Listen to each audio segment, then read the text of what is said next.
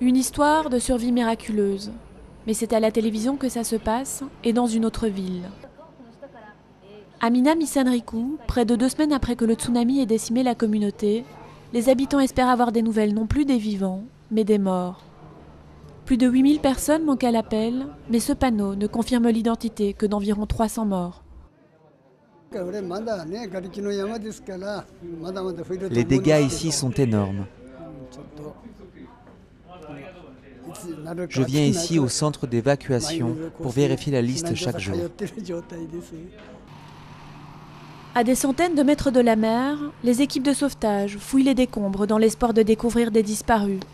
Mais après avoir trouvé un corps, il faut encore l'identifier. Les doigts sont généralement trop gonflés pour relever des empreintes et la force de la vague a arraché les vêtements et les effets personnels des victimes. Le plus souvent même, la mer les a simplement emportés très loin de là.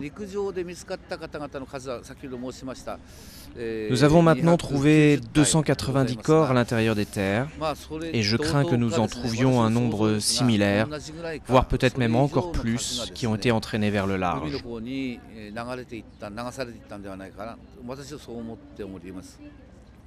Quand un corps est retrouvé, il est emmené à la morgue la plus proche.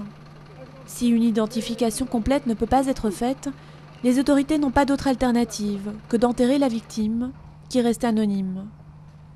Sasaki est chanceux. Toute sa famille a survécu, mais il craint que les morts qui n'ont pas été retrouvés ne soient perdus à jamais. Tant de corps ont été avalés par la mer et ont terminé en nourriture pour poissons. Si les corps sont retrouvés, c'est bien, mais dans le cas contraire, les morts ne peuvent pas aller au ciel. Les 2/3 de la ville sont en ruine et 5000 maisons sont détruites. Mais les gens ici continuent à sonder les débris dans l'espoir de retrouver le plus de corps possible et de pouvoir leur donner un nom.